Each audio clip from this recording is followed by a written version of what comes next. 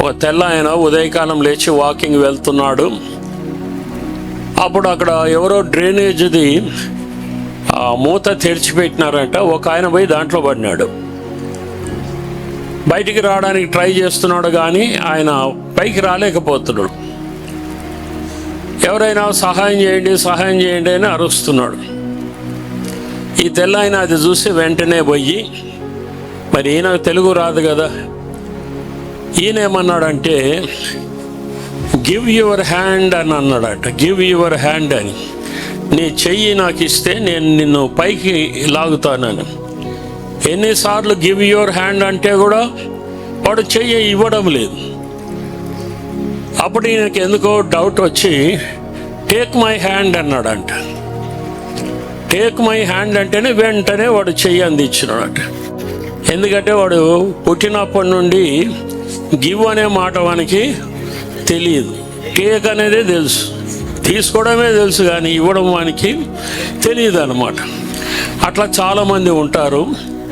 ఈరోజు నేను ఇవ్వడం గురించి వాక్యం చెప్దామని ప్రేరేపణ కలిగి కొన్ని తలంపులు మీతో పంచుకోవాలని ఆశిస్తున్నాను. దానికి ముందుగా బైబిల్ చేతులు పట్టుకొని బైబిల్ పల్లవి అందరం కలిసి చెప్దాం. ఈ పాటికి అందరికీ వచ్చిందని నేను అనుకుంటున్నాను. అందరం కలిసి చెప్దామా? ఇది నా బైబిలు, ఇది దేవుని వాక్యం, నేను దీనిని నమ్ముచున్నాను. నేనేమై ఉన్నానని బైబిల్ చెప్తున్నదో అది నేను అయ్యున్నాను. బైబిల్లో నావని చెప్పబడినవన్నీ నేను కలిగి ఉన్నాను. నేను చేయగలనని చెప్పబడినవన్నీ నేను చేయగలను.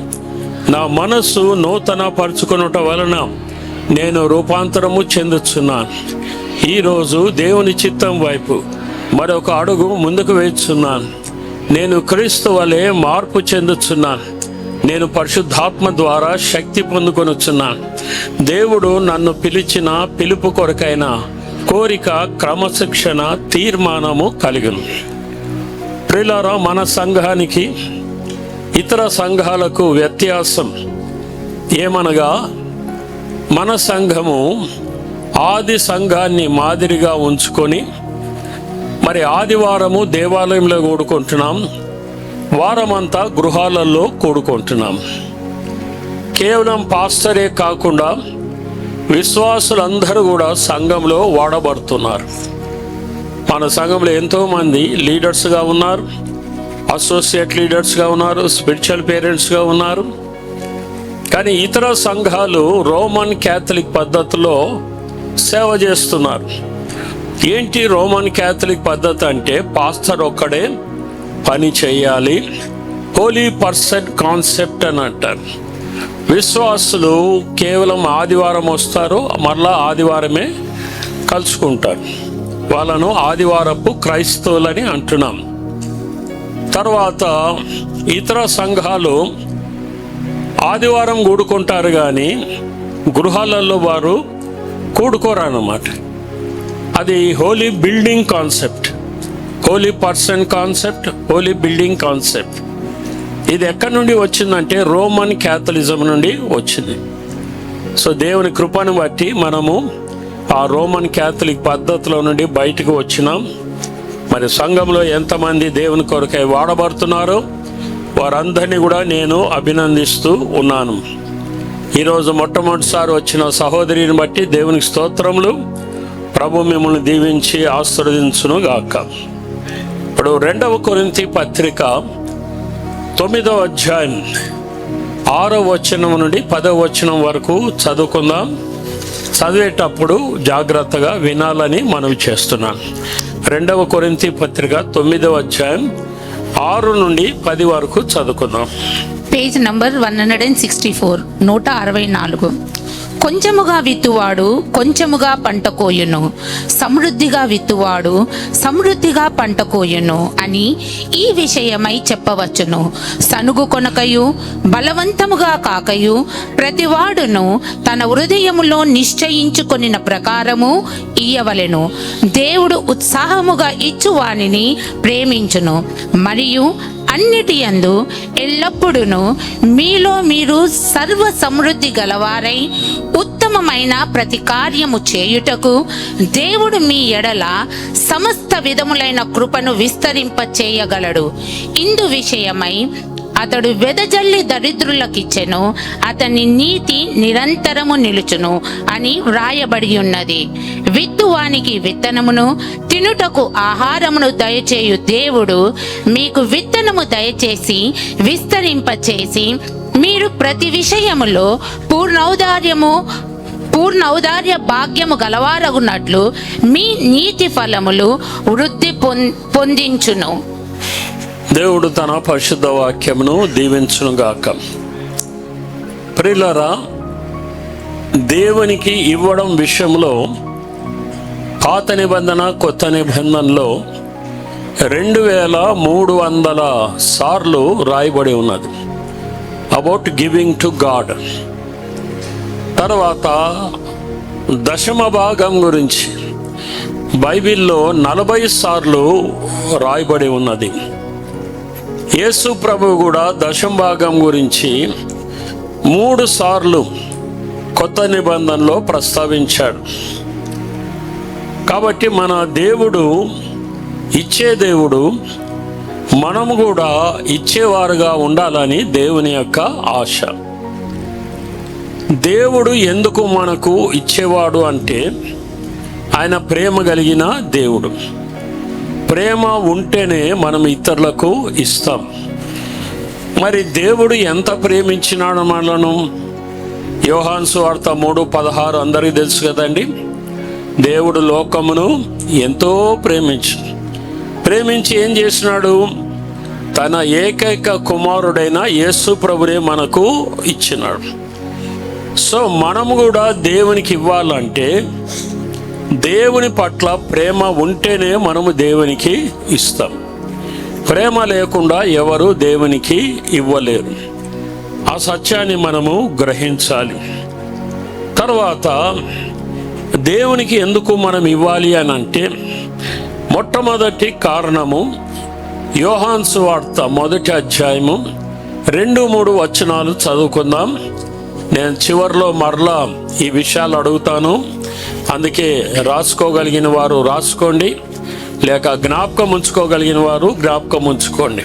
ఆయన ఆది యందు దేవుని యొద్ద ఉండెను, సమస్తమును ఆయన మూలముగా కలిగెను, కలిగి ఉన్నదేదియు ఆయన లేకుండా కలుగలేదు. చూసారా? సమస్తము ఆయన మూలముగా కలిగెను, కలిగి ఉన్నది ఏదియు ఆయన లేకుండా కలగలేదు. ఇంకో మాటలో నేను మీకు చెప్పాలంటే, మీరు ఈరోజు ఏమి కలిగి ఉన్నారో అదంతా దేవుని బట్టే కలిగి ఉన్నారు. మీకు భార్య పిల్లలున్నా, భర్త పిల్లలున్నా దేవుని బట్టే. ఉద్యోగం ఉన్నదంటే దేవుని బట్టే. ఆరోగ్యం ఉన్నదంటే ప్రభువును బట్టే. కాబట్టి మనం సమస్తము కూడా ఆయనను బట్టి కలిగి ఉన్నాం. ఇవ్వడం ద్వారా, దేవునికి ఇవ్వడం ద్వారా మనం ఏం చెప్తున్నామంటే, ప్రభువా నాకు కలిగినదంతా నీదే ప్రభువా, నువ్వు ఇచ్చిన దాంట్లో నుండి నేను నీకు ఇస్తున్నాను. అది దేవునికి ఎంతో ప్రీతికరంగా ఉంటుందని నేను మనవి చేస్తున్నాను. తర్వాత 1 కొరింథీ పత్రిక 6వ అధ్యాయము 19వ వచనం కూడా చదువుకుందాం. 1 కొరింథీ పత్రిక 6వ అధ్యాయం 19వ వచనం. మీ దేహము దేవుని వలన మీకు అనుగ్రహింపబడి మీలోనున్న పరిశుద్ధాత్మకు ఆలయమై ఉన్నదని మీరెరుగరా? మీరు మీ సొత్తు కారు, విలువ పెట్టి కొనబడిన వారు గనుక మీ దేహముతో దేవుని మహిమపరచుడి. గమనించండి, అందరూ వింటున్నారు కదండి. మనమే మన సొత్తు కాదండి. ఎందుకు అనగా దేవుడు విలువ పెట్టి మనల్ని కొన్నాడు. ఏంటి ఆ విలువ? యేసు ప్రభు యొక్క రక్తం.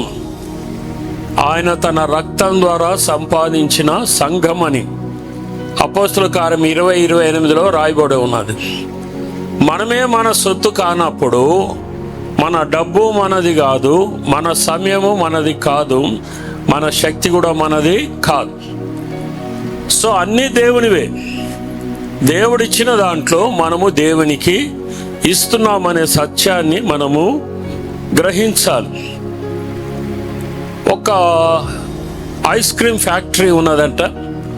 దాని ఓనరు ఒక రోజున ఆ ఓనర్ యొక్క కుమారుణ్ణి, ఐస్ క్రీమ్ ఫ్యాక్టరీలోనే ఒక హోటల్ ఉంది, రెస్టారెంట్, అందులో తీసుకుని వెళ్ళి మంచి ఐస్ క్రీమ్, ఆ ఫ్యాక్టరీలో తయారైన ఐస్ క్రీమ్ను కుమారునికి ఇచ్చాడంట. ఒక టేబుల్ దగ్గర కూర్చున్నారు. ఆ కుమారుడు ఐస్ క్రీమ్ తింటూ ఉంటే తండ్రి అడిగినాడంట, నాయన నాకు కొంచెం ఇస్తావా అని ఐస్ క్రీమ్లో అని. వాడు వెంటనే లేదు ఇది నా ఐస్ క్రీమ్, నేను ఇవ్వను డాడీ అన్నాడట.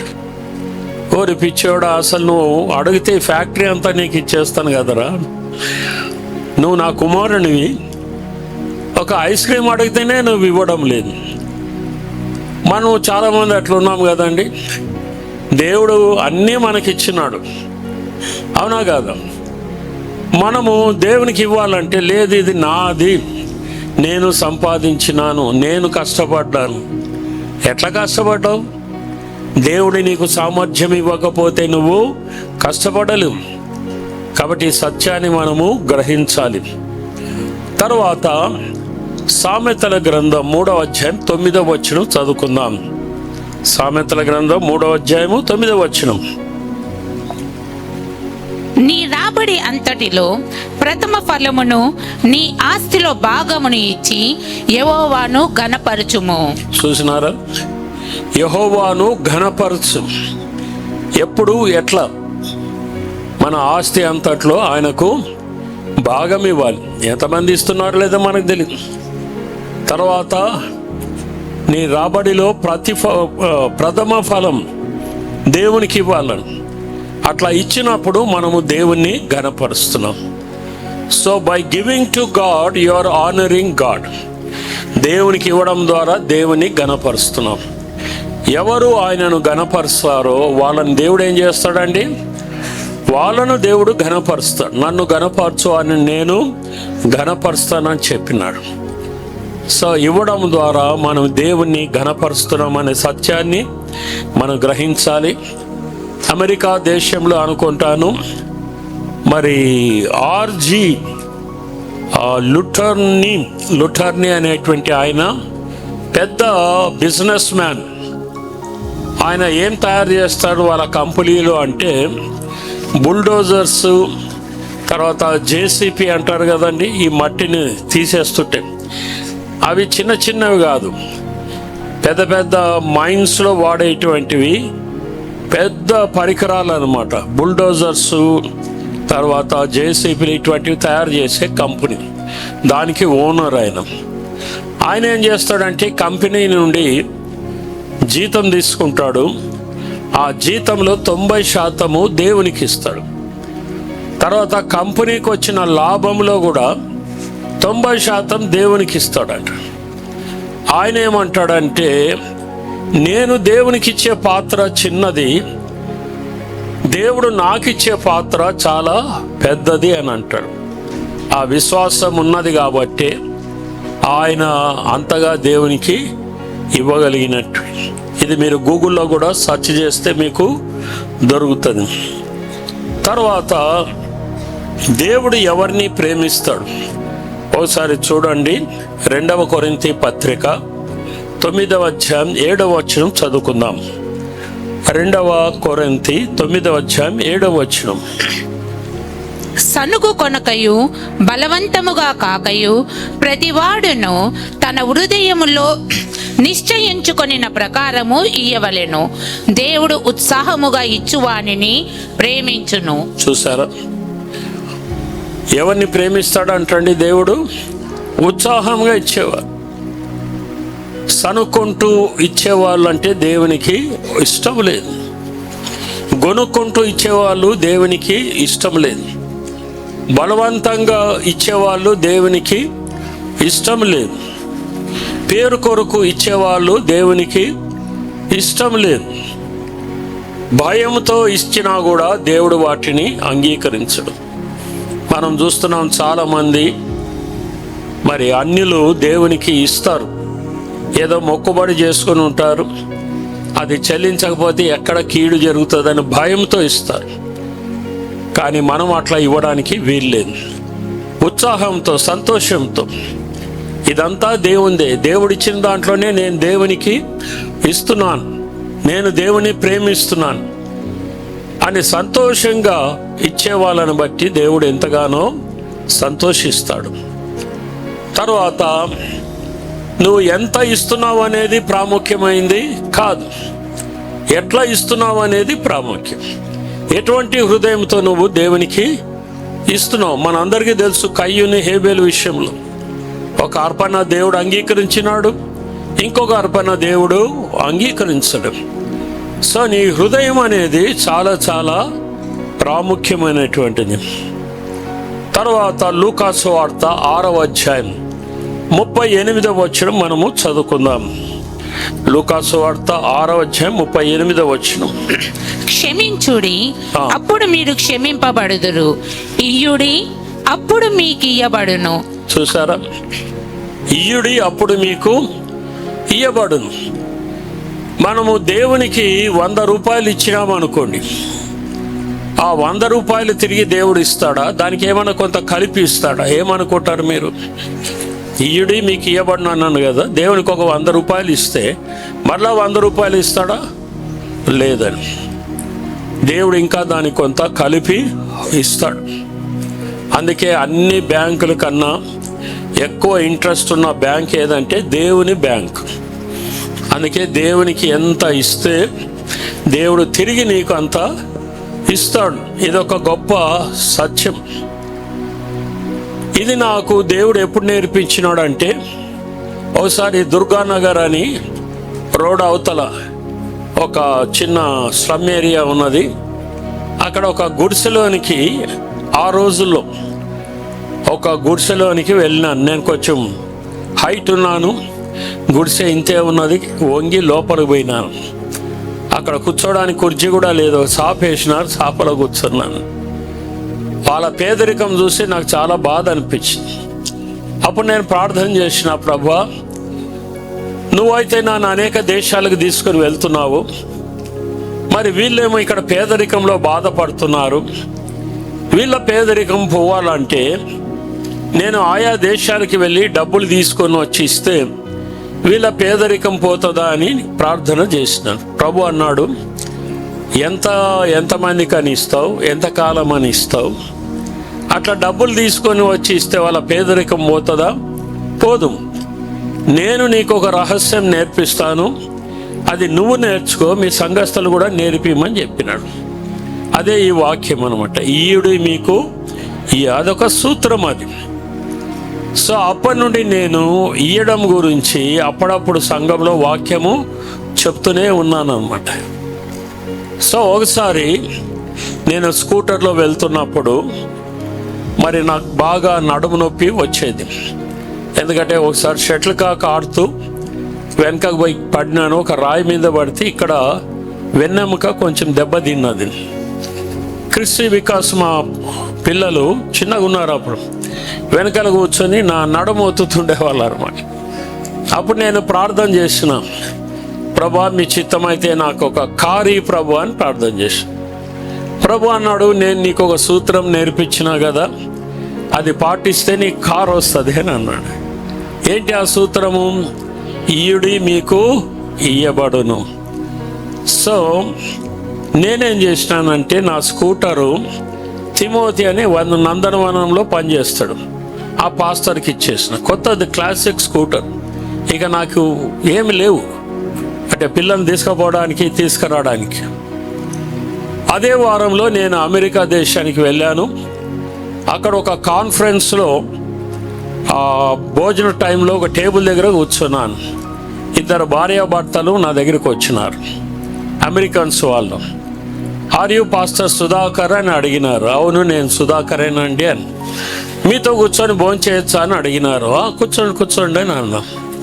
అప్పుడు ఆ పాస్టర్ అమ్మ పర్సులో నుండి ఒక బ్రోచర్ తీసింది. ఆ బ్రోచర్లో నా పేరు ఉన్నది, నా డీటెయిల్స్ అన్నీ ఉన్నాయి.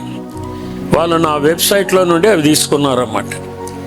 వాళ్ళు ఏమన్నారంటే, మీ కొరకు మేము 2 సంవత్సరాల నుండి ప్రార్థన చేస్తున్నాం, మిమ్మలను దీవించాలి అని మేము ఆశిస్తున్నాం, ఏ విధంగా మిమ్మల్ని దీవించాలి అని అన్నారు.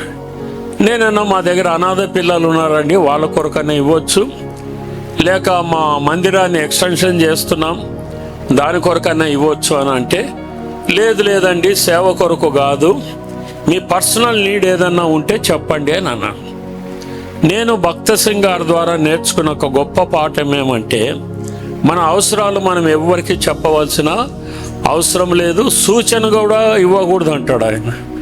సో అప్పటి నుండి నేను ఎవ్వరికి నా అవసరాలు చెప్పేవాని కాదు, దేవునికే చెప్పుకునేవాడిని. ఆ రోజు వాళ్ళు అడిగినారు కాబట్టి నాకు కారు కావాలని ప్రార్థన చేస్తున్నా అని చెప్పి వెంటనే ఆ కారు కొరకు డబ్బులు ఇచ్చేసినారు. ఆ కారులో చాలా రోజులు తిరిగినాను. మొట్టమొదట ఓమిని కొన్నాం, దాని తర్వాత దాన్ని ఎక్స్చేంజ్ చేసి ఈకో కొన్నాం. ఆ ఈకో దేవుడిచ్చినాడు. నేనేమి ఇచ్చినానండి? స్కూటర్ ఇచ్చినాను. సిస్టర్ వింటున్నారా? దేవుడేమి ఇచ్చినాడు? కారు ఇచ్చినాడు. ఎందుకు చెప్తున్నా అంటే, మనం ఇచ్చిందంతనే ఇవ్వడు దేవుడు, ఇంకా దానికి కలిపి ఇస్తాడు అన్నమాట. కాబట్టి ఇప్పుడు ఒక పిక్చర్ చూద్దాం మనం. ఈ పిడికెలు ఉంది కదండి, దాన్ని మనము ఎవరికి ఇవ్వకుండా దీన్ని గట్టిగా పట్టుకున్నాం అనుకో, మనం కలిగిండేది ఎట్లా ఉంటుంది, ఆ విప్పిన తర్వాత ఎట్లా ఉంటుంది కనబడుతుందా ఆ పిక్చర్ మీకు? సో ఇప్పుడు దేవుడు మనకి ఇవ్వాలంటే ఈ చేయి తెరవాలనా లేదా? తెరవకపోతే దేవుడు ఇచ్చేటివి ఏమైపోతాయి? కింద పడిపోతాయి. అసలు దేవుడు ఇవ్వలేడు నీకు, నువ్వేమో గుప్పిలి విప్పడం లేదు, గట్టిగా పట్టుకున్నావు. నీకున్న డబ్బులు, నీకున్న ఆస్తులు అన్నీ గట్టిగా పట్టుకున్నావు, ఎవరికి ఇవ్వడం లేదు. సో ఇట్లా ఉంటే ఎట్లా పోస్తాడు దేవుడు దీంట్లోకి? దేవుని ఆశీర్వాదాలు పోయాలంటే ఎట్లా పోస్తాడు? నీ ఇప్పుతేనే కదా, నువ్వేమో ఇప్పవు అన్నమాట కదా. ఆ మధ్యలో కోతల గురించి నేను ఒక స్టోరీ విన్నా. ఈ కోతల్ని ఎట్లా పట్టుకుంటారు అంటే, ఊర్లలో కోతల దగ్గర పెద్ద సమస్య కదండి, అందుకని ఆ కోతలను పట్టుకొని మళ్ళీ ఎక్కడో అడవిలో వదిలిపెడతారు. ఎట్లా పట్టుకోవాలా? కోతిని పట్టుకోవాలంటే అంత మరి సులభమైన పని కాదు. అయితే ఏ చెట్టు పైన కోతులు ఉన్నాయో చెట్టు కింద ఒక బాటిల్ పెడతారు, ఆ బాటిల్లో లోపల లడ్డు పెడతారు అన్నమాట. ఈ కోతి ఏం చేస్తుంది? ఆ లడ్డు కొరకని చెయ్యి లోపల పెడుతుంది, పెట్టి ఆ లడ్డును పట్టుకుంటుంది. ఇప్పుడు పైకి లాగేటప్పుడు ఆ బాటిల్ నెక్ అంటారు కదా, గొంతు దగ్గర సన్నగా ఉంటుంది. ఇది ఇట్లా పిడికడు పట్టుకొనింది కాబట్టి అది బయటికి రాదు, చెయ్యి బయటికి రాదు. అప్పుడు కోతిని ఈజీగా పట్టుకుంటారంట. ఒకవేళ లడ్డును వదిలిపెడితే అది తప్పించుకోవచ్చు, మరి ఆ లడ్డును మాత్రం వదిలిపెట్టేది, అది ఆఖరికి ప్రాణం కూడా పోగొట్టుకోడు. ఈ పిడికడు పట్టుకొని ఉన్నారండి చాలామంది, దేవుని కొరకు ఇవ్వడము లేదు, అందుకే వాళ్ళ బతుకులు కూడా అట్లనే ఉంటాయి. సో ఈడు మీకు ఇవ్వబడను. రెండవ పిక్చర్ మనం చూద్దాం, చూడండి. ఇక్కడ ఒక క్యాండిల్ ఉన్నది. ఆ క్యాండిల్ ఎన్ని క్యాండిల్స్ను వెలిగించిందో గమనించండి. ఒకే ఒక క్యాండిల్ కనబడుతుంది కదా. ఒక్క క్యాండిల్ అనేకమైన క్యాండిల్స్ను వెలిగించగలుగుతుంది, అవునా కాదా? ఆ క్యాండిల్ తీసుకుపోయి ఒక్కొక్క దాని దగ్గర పెడితే అవి కూడా వెలుగుతాయి. అంటే నీకున్న డబ్బు ద్వారా నువ్వు అనేక మందికి సహాయకరంగా ఉండొచ్చు, అనేక మందిని దీవించవచ్చు. అందుకే ఈ బాక్సులు మనం ఇంట్రడ్యూస్ చేసినాం. కానీ కొంతమంది ఉంటారు, వెలుగుతారు, ఏం ప్రయోజనం? ఎవరిని వెలిగించారన్నమాట. ఆ అబ్బాయి చూడండి, చిన్న అబ్బాయి, 5 రొట్టెలు 2 చేపలు యేసుప్రభుకి ఇచ్చినాడా? ఇవ్వలేదా? వాడు త్యాగం చేసుకొని ఇచ్చినాడు, వాడు కూడా తినలేదు. సో దేవుడు ఏం చేసినాడు? ఎంతమందికి పంచిపెట్టినాడు? 5,000 మంది వెలిగినారు అనమాట. ఈ అబ్బాయిని బట్టి వాళ్ళ ఆకలి తీరింది. అట్లా నువ్వు కూడా పేదవాళ్ళను జ్ఞాపకం చేసుకొని నీకున్న దాంట్లో వాళ్ళకు కూడా ఇస్తే వాళ్ళందరూ కూడా దీవించబడతారు, వెలిగించబడతారు. అందుకే కొంతమంది చచ్చిపోయినాక సమాధి దగ్గరికి ఎక్కువ మంది రారు. ఎందుకంటే బతికున్నంత కాలం ఎవరికి సహాయం చేయలేదు. పిసినారోడు అనమాట. పిల్లికి కూడా బిచ్చం పెట్టాడు వీడు. ఆడు చచ్చిపోయినప్పుడు ఎవరు వస్తారు? ఎవరు రారు. అదే నువ్వు బతికున్నప్పుడు నీ డబ్బుతో ఇతరులకు సహాయం చేసినావు అనుకో, అనేక మంది అరే నేను కష్టంలో ఉన్నప్పుడు నన్ను వీళ్ళు ఆదుకున్నారని సమాధి దగ్గర ఎక్కువ మంది కనబడతారు. కాబట్టి ప్రియులారా, మనకున్న డబ్బుతో మనం ఏం చేస్తున్నాం ఒకసారి మనము పరీక్ష చేసుకోవాలి. ఆ తర్వాత ఇంకొక పిక్చర్ చూద్దాం. చూడండి, ఒక నది ఉన్నది, తర్వాత ఒక కుంట, పాండ్ అని ఇంగ్లీష్లో అన్నారు, దాన్ని మనము కుంట అంటామా, చెరువా కుంట. నదిలో ఏమవుతుందంటే నీళ్ళు ఇట్లా వస్తాయి, ఇట్లా వెళ్ళిపోతూనే ఉంటాయి, ఎప్పుడు ఫ్రెష్గా ఉంటాయి ఆ నీళ్లు. అదే ఒక చెరువు ఉన్నది అనుకోండి, ఒక కుంట ఉన్నది, ఆ నీళ్ళు ఎక్కడికి పోవు, ఏమైపోతాయి చెప్పండి? ఆ నీళ్ళు మురిగిపోతాయి, అందులో రకరకాల బ్యాక్టీరియాలు ఉంటాయి, దానికి దగ్గరలో ఉన్న వాళ్ళకు రోగాలు కూడా వస్తుంటాయి. అందుకే మున్సిపల్ వాళ్ళు అప్పుడప్పుడు వచ్చి మరి ఎక్కడెక్కడైతే నీళ్లు నిలువగా ఉన్నాయో దానిపైన మందు కొడుతుంటారు అన్నమాట, దోమలు రాకుండా ఉండడానికి. కొంతమంది జీవితాలు అట్లా ఉంటాయి, ఇక్కడ నుండి వస్తుంటే అక్కడికి పోతూనే ఉంటాయి, ఇతరులకు ఇస్తూనే ఉంటారు. కానీ కొంతమంది మాత్రం ఎవరికి ఇవ్వరు అన్నమాట. నేను అమెరికా దేశం వెళ్ళినప్పుడు కొన్ని చోట్ల నాకు ఆశ్చర్యం అనిపించింది. ఇంటి బయట వాళ్ళకి స్థలం ఉంటుంది, పెద్ద ఒక అదేమంటారు పార్క్ లాగా ఉంటుంది. ప్రతి ఇంటికి ముందర స్థలం ఉండాలి, వెనక స్థలం కూడా ఉండాలి. అక్కడ దేశం చాలా పెద్దది, జనాభా తక్కువ. మన దగ్గర ఏమంటే జనాభా ఎక్కువ, స్థలము తక్కువ.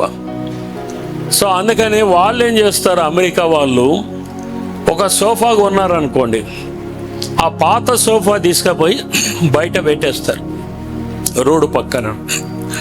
బెడ్లు ఏమైనా కొత్తగా కొన్నారనుకోండి, ఆ పాతవి తీసుకుపోయి అక్కడ పెట్టేస్తాడు. ఈవెన్ కంప్యూటర్స్ కూడా అది తీసుకుపోయి అక్కడ పెట్టారు, ఎవరైనా తీసుకుపోవచ్చు. లేదా థ్రిఫ్ట్ స్టోర్ అని ఉంటుంది, అక్కడ వీళ్ళు ఇచ్చేస్తారు. వాళ్ళు తక్కువ ధరకు, ఒకవేళ ఏదైనా రిపేర్ ఉంటే రిపేర్ చేయించి తక్కువ ధరకు అమ్ముతారు. ఎవరు? పేదవాళ్ళ కొరకు. వాళ్ళు అట్లా సోఫాలు, బెడ్లు, ఫర్నిచరే బయట పెడితే మన వాళ్ళు ఒక గెరిటె కూడా బయట పెట్టరండి కదా. ఏదో మా తాత ముత్తాతలు ఇచ్చినది ఇది, ఈ గిన్నె ఉండాలి అని ఆ ఇంట్లోకి పోయి చూస్తే ఎప్పుడెప్పుడో ఉంటాయి, అవి పనికి రావు, ఏం రావు. ఇంకా పైన అటుకు పైన వేసి పెట్టింటారు అనమాట కొన్ని సంవత్సరాలు. అది మన బుద్ధి అనమాట అది కదా. ఇంకొక పిక్చర్ కూడా ఉన్నది, అది బ్యాక్ ప్యాక్ అనేది చూడండి. ఇక్కడ ఈ వెనకాల తగిలేసుకుంటారు కదా, ఒక దాన్ని ఏమంటారు, బ్యాక్ ప్యాక్ అని ఇంగ్లీష్లో అంటారు. సో కాలేజు యవనస్తులు ఎక్కువగా దాన్ని వాడుతూ ఉంటారు. ఇది కూడా వస్తువులు నిండిపోయి బరువు ఎక్కువ అయిపోతున్నది.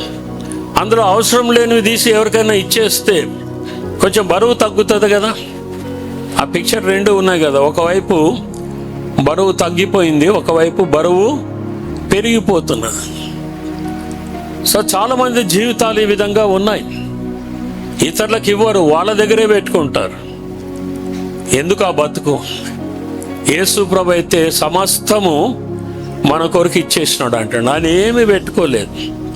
He gave up everything. So దేవుని బిడ్డలుగా ఈ లోకంలో మనం ఉన్నప్పుడు ఎట్లా జీవిస్తున్నాం ఒకసారి మనము పరీక్షించుకోవాలని నేను మీకు మనవి చేస్తున్నాను. నేను సింగపూర్కి వెళ్ళినప్పుడు ఒక డాక్టరు, ఆయన భార్య, నేను ఎప్పుడు పోయినా కూడా నన్ను పిలిచి వాళ్ళు భోజనం పెడుతుంటారు. ఒకసారి వాళ్ళ ఇంటికి వెళ్తే ఒక రూమ్ నిండుగా గిఫ్ట్లు ఉన్నాయి, చిన్న పిల్లలకు పనికొచ్చే గిఫ్ట్లు. వాళ్ళకు పాప పుట్టిందంట, మన దగ్గర ఎట్లయితే 21 రోజు చేసుకుంటారో వాళ్ళు కూడా 21 రోజు కాకపోయినా ఒక థ్యాంక్స్ గివింగ్ డే అని పెట్టుకుంటారు. ఆ థ్యాంక్స్ గివింగ్ డేకి వచ్చిన వాళ్ళందరూ కూడా ఏదో ఒక గిఫ్ట్ తీసుకొస్తారు. మనకు అలవాట్లు లేవు కదండి. వాళ్ళు ఏదైనా భోజనం చేస్తే మంచిగా తింటాం, ఐస్ క్రీమ్ పెడితే మంచిగా తింటాం, అవతల పడతాం. కానీ గిఫ్ట్లు ఇవ్వడం మనకు మీరు ఇస్తారు, కానీ కొంతమంది ఏమి ఇవ్వరు. పాస్టర్లు అయితే అస్సలు ఇవ్వరు అన్నమాట. ఎందుకంటే మేమేమి ఇవ్వనవసరం లేదేమో అనుకుంటారు. కానీ అంటే వీళ్ళని తిట్టడం లేదు నేను. మా పాస్టర్ అమ్మ మేము ఎక్కడికి పోయినా కూడా డెఫినెట్గా గిఫ్ట్ ఇవ్వాలనేది మేము, ఎందుకంటే ఆమె పొదుపు చేసి దాని కొరకు దాచిపెడుతుంది. సో అందుకే నాకు ఆ బాధ లేదు. మా బంధువుల దగ్గరికి పోయినా, సంఘస్థుల్లో ఏదైనా ప్రోగ్రామ్ అయినా కూడా ఏదో ఒక గిఫ్ట్ ఇవ్వడానికి మేము ట్రై చేస్తాం. సో ఇప్పటి నుండి అయినా బీసీ కుటుంబంలో వేరే వాళ్ళ సంగతి వదిలిపెట్టండి, అట్లీస్ట్ మన యొక్క సంఘంలోనైనా ఈ అలవాటు చాలా మంచిది. ఒక వెడ్డింగ్ డేకి పిలుస్తారు, బర్త్డేకి పిలుస్తారు, గృహ ప్రవేశానికి పిలుస్తారు. ఆ గృహ ప్రవేశానికి పిలిచినప్పుడు అంతా బాగుంది అని మెచ్చుకుంటాం మనం. ఒక చిన్న గిఫ్ట్ ఇస్తే ఏం పోయింది కదండి. ఆ కల్చర్ మనము డెవలప్ చేసుకోవాలన్నమాట. అందుకే నేనేమో ఇస్తాను, కానీ నేను గమనిస్తూ ఉంటాను కొంతమందిని. నా పనే గమనించడం, సంఘంలో ఎవరు ఎట్లా ఉన్నారు, ఏం సంగతి అనేది. అప్పుడప్పుడు నేను స్టేజ్ పైన చెప్తుంటాను, అది కొంతమంది చాలా బాధపడుతుంటారు. ముఖ్యంగా వాళ్ళ పేరు చెప్పినప్పుడు న్యాచురల్గా బాధపడతారు. అందుకే ఇప్పుడు ఈ మధ్యలో కొన్ని అవన్నీ అవాయిడ్ చేస్తున్నాను నేను. సరే, ఈ విధంగా మనము దేవుని కొరకు ఇవ్వడం నేర్చుకోవాలి. లాస్ట్లో 2 కొరింథీ పత్రిక 9వ అధ్యాయం 10వ వచనం ఒకసారి మనము చూద్దాం. విత్తువానికి విత్తనమును, తినుటకు ఆహారమును దయచేయు దేవుడు మీకు విత్తనము దయచేసి విస్తరింపచేసి మీరు ప్రతి విషయములో పూర్ణౌదార్య భాగ్యము గలవారగునట్లు మీ నీతి ఫలములు వృద్ధి పొందించును. రైట్, బాగా గమనించండి. నేను ముగిస్తున్నాను. కొన్ని విషయాలు ఇప్పటి వరకు నేను చెప్పినాను. సో ఇక్కడ డబ్బును విత్తనాలకు పోలుస్తున్నాడు దేవుడు. కొంచెంగా విత్తువాడు కొంచెంగా పంటకు వస్తాడు, సమృద్ధిగా విత్తువాడు సమృద్ధిగా పంటకు వస్తాడు. తర్వాత ఈ 10వ వచనంలో ఏం రాయబడిందంటే విత్తువానికి విత్తనం. ఎవరికండి? విత్తువారికి. ఇప్పుడు గవర్నమెంట్ వాళ్ళు విత్తనాలు డాక్టర్లకు ఇస్తారా, లేక టీచర్లకు ఇస్తారా, నర్సులకు ఇస్తారా? ఎవరికి ఇస్తారు విత్తనాలు? రైతులకు ఇస్తారు. ఎందుకంటే రైతులు విత్తుతారు కాబట్టి. సో ఇక్కడ ఒక పిక్చర్ ఉన్నది. ఒక ఆయన దగ్గర విత్తనాలు ఉన్నాయట బ్యాగ్ నిండుగా, కానీ వాడు విత్తడం లేదు. విత్తకపోతే పంట వస్తుందా? రాదు. మన దగ్గర కూడా విత్తనాలు ఉన్నాయి. దేవుడు ఎవరికి ఇస్తాడు విత్తనాలు? హలో, దేవుడు ఎవరికి ఇస్తాడండి విత్తనాలు? విత్తేవారికి. మేము కోయర్లో బాగా పాటలు పాడుతున్నామంటే విత్తనాలు ఇస్తాడా? ఇయ్యడు. మేము ఏరియా పాస్టర్లుగా పనిచేస్తున్నాం అంటే దేవుడు విత్తనాలు ఇస్తాడా? ఇయ్యడు. మేము కేసీఆర్ లీడర్స్గా పనిచేస్తున్నాం, విత్తనాలు ఇస్తాడా? ఇయ్యడు. ఎవరికి ఇస్తాడు? ఎవరైతే విత్తుతున్నారో వాళ్ళకే ఇస్తాడా. అందుకే మనం ఏం చేసినాము, ఈ విత్తడానికి అవకాశం ఇవ్వాలని కేర్ సెల్స్లో కూడా కానుకలు తీసుకుంటున్నాం. అర్థమైందండి? ఎందుకంటే వాళ్ళకు ఒక అవకాశము కలిగించాలని. కొంతమంది ఏమో ఏంటండి ఈ సంఘం ఎప్పుడు చూసినా దాని కొరకు ఇవ్వాలా, దీని కొరకు ఇవ్వాలా, ఒకటి పోతే ఇంకోటి వస్తూనే ఉంటుంది. మొన్ననే VBS కొరకు మేము ఇచ్చినాము, మళ్ళా ఇప్పుడు యానివర్సరీ కొరకు మేకలు అంటారు, అది అయిపోయినాక ఇంకోటి అంటారు. ఎంతవరకు ఇవ్వాలండి? ఎవరండి అట్లా సనిగే వాళ్ళు తెలుసా? ఈయన వాళ్ళే సనుగుతారు, ఇచ్చేవాడు ఎప్పుడు సనగారు. ఎందుకంటే దేవునికి ఎంత ఇచ్చినా కూడా అది తక్కువేనండి. అవునా కాదు? అబ్రహాం కూడా తన కొడుకునే ఇచ్చేయడానికి సిద్ధపడ్డాడు. అబ్రహాము విశ్వాసులకు తండ్రి. మొట్టమొదట దశమ భాగం బైబిల్ ఎవరు వేసినారంటే అబ్రహాం, తర్వాత యాకోబు. ఇట్లా మనం ఎన్నో ఉదాహరణలు చూస్తూనే ఉన్నాం. సో దేవునికి ఇచ్చి నష్టపోయిన వారు లేరు, దేవునికి ఇవ్వకుండా బాగుపడిన వాళ్ళు కూడా లేరు. సో కాబట్టి మనము దేవునికి ఇవ్వడం నేర్చుకోవాలి. మరి విత్తనాలు 2 రకాలు ఉంటాయి, హైబ్రిడ్ విత్తనాలు కూడా ఉంటాయి. ఎందుకంటే మేము సరంపేటలో ఉన్నప్పుడు హైబ్రిడ్ విత్తనాలు కొనేవాళ్ళం. చెట్టు చిన్నగా ఉంటుంది, పంట ఎక్కువ వస్తుంది. మామూలు విత్తనము చెట్టు పెద్దగా ఉంటుంది, పంట తక్కువ ఉంటుంది. కాబట్టి ఈ హైబ్రిడ్ విత్తనాలు చాలామంది రైతులు వేస్తుంటారు పంట ఎక్కువ రావాలని. మరి ఈ హైబ్రిడ్ విత్తనాలు మన దగ్గర ఎప్పుడు ఉంటాయంటే కష్టకాలంలోనే హైబ్రిడ్ విత్తనాలు మన దగ్గర ఉంటాయంటండి. మనమేమనుకుంటాం, అసలే కష్టాల్లో ఉన్నాం, దేవునికి తెలుసు కదా, ఈసారి మన దశమ భాగం ఇవ్వకపోతే ఏమవుతుందని మనం అనుకుంటాం. దేవుడేమంటున్నాడు, అరే నీ దగ్గర హైబ్రిడ్ విత్తనాలు ఉన్నాయి, అవి విత్తి చూడు, నీకు పంట ఎట్లా వస్తుంది. ఇస్సాకు కరువు కాలంలో విత్తనము వేసి 100 పంట కోసి.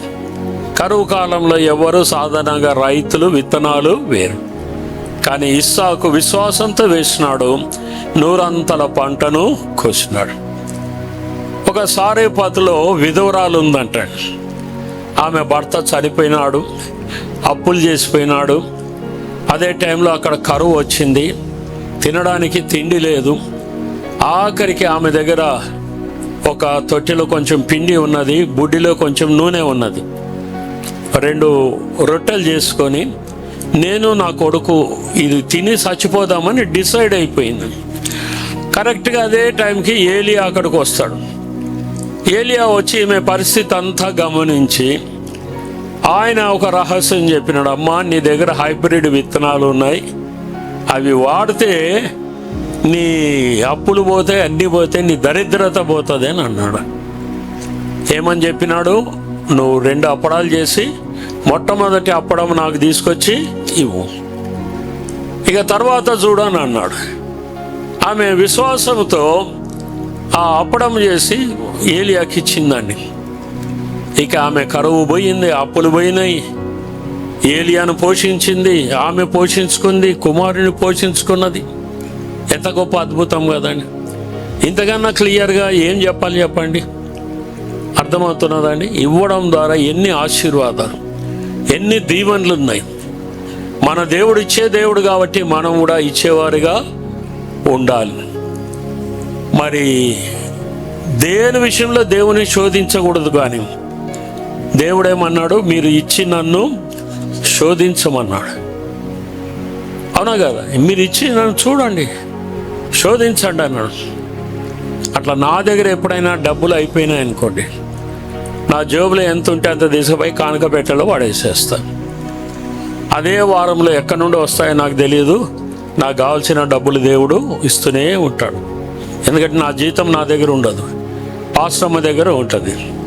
సో ఎవరైనా కానుకలు ఇస్తేనే నా దగ్గర ఉంటాయన్నమాట. ఎప్పుడైనా మనకు కూడా అవసరం ఉంటుంది కదా బయటకు పోయినప్పుడు దేనికన్నా, మరి నా దగ్గర ఉన్న డబ్బులు వేసేస్తాను, వెంటనే దేవుడు ఇస్తున్నాడు. అట్లా ఇన్ని సంవత్సరాలు అద్భుత రీతిగా దేవుడు నడిపిస్తుంది. ఇచ్చి నన్ను శోధి. చివరిగా ఒక మాట చెప్తున్నా, దేవునికి ఇవ్వాలంటే విశ్వాసం ఉండాలంట, ధైర్యం ఉండాలంట. హలో, దేవునికి ఇవ్వాలంటే ఏముండాలంటండి? విశ్వాసం ఉండాలి. పిరికివారు దేవునికి ఇవ్వలేరు, అవిశ్వాసులు దేవునికి ఇవ్వలేరు. కాబట్టి మనము పరీక్ష చేసుకుందాం, దేవునికి ఇస్తున్నామా లేదా. పైన మాసంలో ఒక సహోదరుడు 45,000 కానుకలు వేసినాడు. అంటే ఆయనకు 2-3 నెలల జీతం ఒక్కసారి వచ్చింది. కానీ దేవుని మర్చిపోలేదు, 45,000 తీసుకొచ్చి వేసిన. ఆయన అనుకోవచ్చు కదా, ఈ 45,000 నేను ఉంచుకుంటే వేరే దానికి పనికి వస్తాయి కదా అని. ఇంకొక ఆయన వాళ్ళ పొలం బాగా పండిందని చెప్పి 3 క్వింటాలు బియ్యం తీసుకొని వచ్చాడు. బియ్యం కూడా సమృద్ధిగా ఉన్నది అనమాట. మన దగ్గరికి ఎవరు వచ్చినా ఎప్పుడైనా భోజనం చేయొచ్చు అన్నమాట, సమృద్ధిగా. ఎందుకంటే మీరు తెచ్చే ఈ బియ్యం ఎంతో సహాయకరంగా ఉంది.